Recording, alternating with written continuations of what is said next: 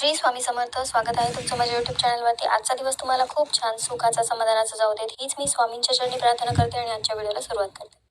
तर आजच्या या व्हिडिओमध्ये मी तुमच्यासोबत श्री स्वामी चरित्र सारामृत या पोथीविषयीचा एक महत्त्वाचा नियम शेअर करणार आहे. जर तुम्ही या पोथीचं नियमितपणे पारायण करत असाल किंवा नित्यसेवेमध्ये रोज या पोथीमधले 3 अध्याय वाचत असाल तर एक अतिशय महत्त्वाचा नियम तुम्हाला पाळावाच लागेल, अन्यथा तुमची सेवा व्यर्थ जाईल आणि तुम्हाला योग्य ती फलश्रुती मिळणार नाही. त्यासाठीच हा व्हिडिओ स्किप न करता शेवटपर्यंत बघत राहा. तर आपल्या इच्छापूर्तीसाठी संकल्पयुक्त सेवा करत असताना काही नियम आपल्याकडून पाळले गेले नाहीत तर आपली सगळी सेवा व्यर्थ जाते. आणि आपण म्हणतो की मी खूप मनापासून महाराजांची सेवा करते तरी देखील मला माझ्या घरामध्ये काहीच फरक जाणवत नाही. तर त्याचं कारणच हे आहे की या पोथीच्या बाबतीतले अतिशय महत्त्वाचे नियम जर आपल्याकडून पाळल्या गेले नाहीत तर आपल्याला त्याची योग्य फलश्रुती मिळत नाही आणि त्यामुळे आपल्या घरामध्ये आपल्याला फरक जाणवत नाही. आणि जर तुम्ही नवीन स्वामी सेवेमध्ये आला असाल आणि महाराजांच्या या पोथीचं पारायण करण्याची तुम्हाला इच्छा आहे तर त्यासाठी तुम्हाला ही पिवळ्या रंगाची दिंडोरी प्रणित स्वामी चरित्र सारामृताची पोथी स्वामी समर्थ केंद्रामधून आणावी लागेल. नवीन सेवेकऱ्यांसाठी तर सगळ्यात महत्त्वाचं म्हणजे तुमच्या देव्हाऱ्यामध्ये महाराजांचा फोटो किंवा मूर्ती असणं आवश्यक आहे. त्यानंतरच तुम्ही या सेवेला सुरुवात करू शकता.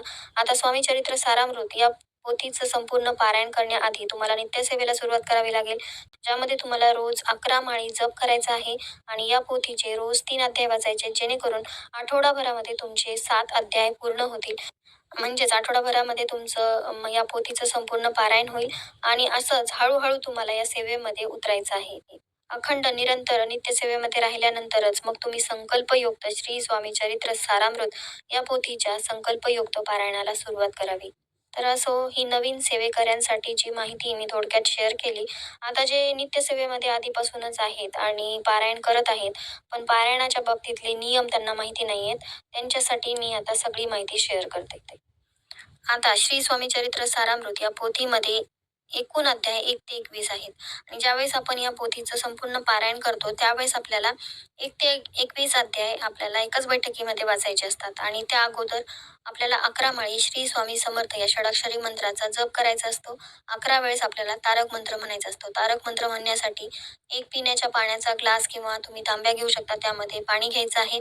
त्यावरती उजवा हात ठेवून आपल्याला 11 वेळेस तारक मंत्र म्हणायचा आहे, जेणेकरून ते पाणी जे आहे ते अभिमंत्रित होईल आणि तुमच्या घरामधल्या ज्या काही समस्या आहेत त्या सगळ्या दूर होण्यासाठी मदत होईल. तर ही पूर्ण सेवा आपल्याला जेव्हा आपण संकल्पयुक्त 21 दिवसांची, 11 दिवसांची, 7 दिवसांची सेवा करत असतो तर एवढी सेवा आपल्याला करावी लागते. नित्यसेवेमध्ये ज्यावेळेस आपण या पोथीचं पठण करतो त्यावेळेस आपल्याला रोज 3 अध्याय वाचायचे असतात. म्हणजे एकाच बैठकीमध्ये आपल्याला ही पोथी वाचायची गरज नाही. 7 दिवसामध्ये रोज 3-3 अध्याय वाचून आपण या पोथीचं पारायण करू शकतो. आणि नित्यसेवेमध्ये सुद्धा आपल्याला रोज 11 माळी महाराजांच्या नावाचा नामस्मरण करायचंच असतं. तारक मंत्र जो आहे तो फक्त जेव्हा तुम्ही संकल्पयुक्त सेवा करता त्यावेळेस तुम्हाला रोज तारक मंत्र म्हणायचा असतो. आता बऱ्याच स्वामी सेवेकऱ्यांना ही सगळी माहिती आहे, पण ज्या नवीन सेवेमध्ये आलेल्या आहेत, ज्यांना महाराजांची सेवा कुठून कशी करावी हे काहीच माहिती नाही, त्यांच्यासाठी मी संपूर्ण माहिती डिटेलमध्ये शेअर करत आहे, जेणेकरून ज्यांना इच्छा आहे महाराजांच्या सेवेमध्ये येण्याची पण मार्ग सापडत नाहीये त्यांना उचित मार्ग सापडावा आणि माझ्या व्हिडिओच्या मार्फत का होईना महाराजांच्या सेवेत येण्यासाठी मोटिवेशन मिळावं, त्यासाठीच थोडीशी माहिती डिटेलमध्ये सांगितली आहे. ज्यावेळेस आपण संकल्पयुक्त श्री स्वामी चरित्र सारामृत या पोथीचं पारायण करत आहोत आणि त्यासाठी आपण संकल्प केलेला आहे, अशा वेळेस आपल्याला ब्रह्मचर्याचं कडकडीत पालन करायचं आहे. हा एक अतिशय महत्त्वाचा श्री स्वामी चरित्र सारामृत या पोथीच्या संकल्पयुक्त पारायणाचा नियम आहे. ज्यावेळेस आपण नित्यसेवा करतो त्यावेळेस आपण या पोथीमधले रोज 3 अध्याय वाचतो. मग अशा वेळेस पण ब्रह्मचर्याचं पालन करायचं का? कारण नित्यसेवा जी आहे ती आपण रोज करणार आहोत, निरंतर करणार आहोत. तर नित्यसेवा ज्यावेळेस आपण करणार आहोत ती संकल्पयुक्त सेवा नाहीये, त्यामुळे अशा वेळेस तुम्हाला ब्रह्मचर्याचं पालन केलं नाही तरी चालेल. पण ज्यावेळेस तुम्ही संकल्पयुक्त संपूर्ण पारायण करणार आहात, जसं की मी तुम्हाला सांगितलं या पोथीमध्ये 1 ते 21 अध्याय दिलेले आहेत. ते सगळे अध्याय तुम्हाला एकाच बैठकीमध्ये वाचायचे आहे. तुमचं जे काही काम अडलेलं आहे ते पूर्ण व्हावं यासाठी महाराजांकडे आपल्याला साकडं घालायचं आहे. अशा वेळेस तुम्हाला ब्रह्मचर्य या महत्त्वाच्या नियमाचं पालन करावं लागेल. तर बरेच जण म्हणतील की आम्ही 9 गुरुवार, 11 गुरुवार किंवा 21, 51, 108 गुरुवारचं संकल्पयुक्त महाराजांच्या या स्वामी चरित्र सारामृत पोथीचं पारायण करत आहोत. तर मग त्यावेळेस पण आम्हाला या नियमाचं पालन करावं लागेल का? तर त्यावेळेस तुम्हाला या नियमाचं पालन करायची गरज नाही. फक्त गुरुवारीच तुम्हाला तो नियम पाळायचा आहे. इतर दिवशी म्हणजे हे पारायण 11 गुरुवार, 9 गुरुवार असेल, 108 गुरुवार असतील, तर हे गुरुवार करण्यासाठी तुम्हाला बराच कालावधी लागणार आहे. त्यासाठीचा हा नियम नाही. पण ज्यावेळेस तुम्ही सलग 11, 21, 7 दिवस ही सेवा करणार आहात, तेवढ्या कालावधीमध्ये तुम्हाला याचं पालन करायचं आहे. त्यानंतरचा अतिशय महत्त्वाचा नियम म्हणजे तुम्ही ज्यावेळेस संकल्पयुक्त या पोथीचं पारायण करत असाल, त्यावेळेस तुम्हाला मांसाहार करायचा नाहीये. आता तुम्ही 21 दिवसांची, 11 दिवसांची, 7 दिवसांची संकल्पयुक्त ही सेवा करत असाल, तर तेवढे दिवस तुम्हाला मांसाहार करायचा नाही. त्याचबरोबर ज्यावेळेस तुम्ही 9 गुरुवार, 11 गुरुवार, 21 गुरुवार, 108 गुरुवार हे गुरुवारचं व्रत करणार असाल, त्यावेळेस सुद्धा तुम्हाला मांसाहार करायचा नाही. आता घरातल्या व्यक्तींना तुम्हाला मांसाहार करून द्यावा लागत असेल, तर त्यांना तुम्ही करून देऊ शकता. पण तुम्हाला स्वतःला करायचा नाहीये आणि घरातल्या व्यक्तींनी देखील ज्यावेळेस 21 दिवसांची, 11 दिवसांची किंवा 7 दिवसांची प्रभावी सेवा घरातली कुलस्त्री असेल किंवा कुलपुरुष असेल, कोणीही ही सेवा करत असेल, तर अशा वेळेस घरातल्या इतर सदस्यांनी त्या व्यक्तीला पाठिंबा द्यावा आणि तेवढे दिवस किमान मांसाहार करू नये. ज्यावेळेस आपण संकल्पयुक्त या पोथीचं पारायण करत असतो आणि त्यावेळेस जी ऊर्जा आपल्या घरामध्ये तयार होते, ती आपल्या घरामध्ये असलेल्या अनेक प्रश्न मार्गी लावण्याचं काम करते, ज्यामध्ये घरामध्ये असलेली नकारात्मकता घालवते. तुमच्या घरामध्ये पैसा येत नसेल, तो पैसा येण्यासाठी जे मार्ग खुले होतात. म्हणजे तुम्हाला कष्ट तर करावेच लागतील, पण कष्ट करूनही पैसा घरामध्ये येत नसेल, कुठेतरी अडकून राहत असेल, तर तो अडकलेला पैसा घरी येतो. तुमचे आर्थिक व्यवहार सुरळीत होतात आणि तुमच्या मुलांसंबंधीच्या काही समस्या असतील, पतीच्या प्रगतीच्या संबंधित काही समस्या असतील, त्या हळू दूर होण्यासाठी मदत होते आणि त्यासाठीच तुम्ही ही संकल्पयुक्त सेवा करत आहात. त्यासाठी मग कुटुंबातल्या सर्व सदस्यांनी मांसाहार करू नये तेवढे दिवस किमान. त्यानंतर तुम्ही नित्यसेवा करत असताना मांसाहार केला तरी चालतो. कारण नित्यसेवेमध्ये आपण रोज 3 अध्याय वाचणार आहोत आणि ती काही संकल्पयुक्त सेवा नाहीये. ती महाराजांसाठी आपण रोज करणार आहोत.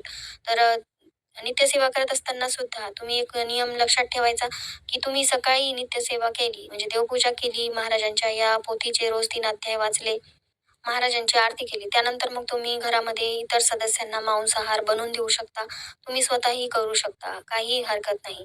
पण ज्यावेळेस तुम्ही संकल्पयुक्त महाराजांच्या या पोथीचं पारायण करणार आहात, त्यासाठी तुम्ही संकल्प केलेला आहे. तुमचं इच्छित कार्य पूर्ण व्हावं यासाठी महाराजांकडे गाऱ्हाणं केलेलं आहे, की महाराज माझी ही इच्छा पूर्ण होऊ द्या. त्यासाठी मी संकल्पयुक्त तुमची ही सेवा करेल आणि ही सेवा माझी निर्विघ्नपणे पार पडू द्या. तर ही सेवा करत असताना ज्या व्यक्तीने संकल्प केलेला आहे, तिने तरी किमान मांसाहार करू नये. त्या व्यक्तीने ब्रह्मचर्याचं पालन करावं. मग तुम्ही तुमच्या घरातल्या इतर सदस्यांना ज्यांना मांसाहार करायचा आहे, त्यांना करू देऊ शकता. तुम्ही स्वतःही बनवून देऊ शकता. पण बनवून देण्याआधीच तुम्हाला सकाळीच श्री स्वामी चरित्र सारामृत या पोथीचं संपूर्ण पारायण करून घ्यायचं आहे आणि त्यानंतर तुम्ही बनवून देऊ शकता. पण बनवून दिल्यानंतर मात्र तुम्हाला देवघराकडे फिरकायचं नाही. ह्या ग्रंथाचं एवढं पावित्र्य असतं.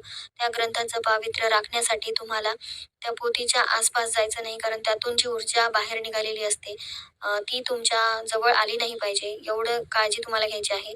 आणि घरातल्या इतर सदस्यांनी सुद्धा तेवढी काळजी घ्यायची आहे, की मांसाहार केल्यानंतर महाराजांच्या या पोथीच्या जवळ जायचं नाहीये.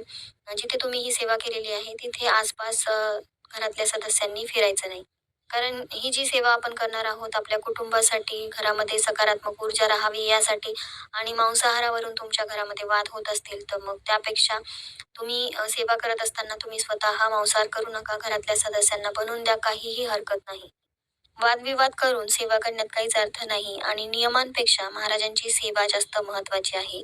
आणि त्यावरून म्हणजेच मांसाहारावरून तुमच्या घरामध्ये वाद होणार असतील आणि तुम्ही घरामध्ये कितीही सेवा करत असाल, तर मग त्या सेवेला काही अर्थ उरणार नाही.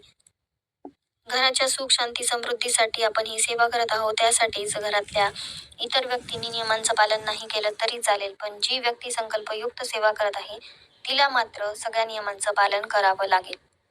जर तुमच्याकडे नेहमी मांसाहार होत असेल, तर अशा वेळेस तुम्ही या पोथीचे रोज 3 अध्याय वाचण्यापेक्षा गुरुवारचा एक दिवस निवडायचा, जो की महाराजांचा वार आहे. त्या दिवशी या पोथीचं संपूर्ण पारायण करायचं. कुटुंबातील सर्व सदस्यांनी गुरुवार पाळायचा, म्हणजे या या दिवशी मांसाहार करायचा नाही, असंही तुम्ही करू शकता, जेणेकरून या पारायणाची संपूर्ण फळश्रुती तुम्हाला मिळेल. ज्यावेळेस तुम्हाला गुरुचरित्राचं पारायण करायचं असतं, त्यावेळेस घरातल्या सर्व सदस्यांनी सगळ्या नियमांचं पालन करावं लागतं. पण स्वामी चरित्र सारामृताच्या बाबतीत एवढे कडक नियम नाही आहेत. पण किमान एवढा नियम तरी तुम्ही पाळू शकता, की या ग्रंथाचं तुम्ही पावित्र्य राखू शकता.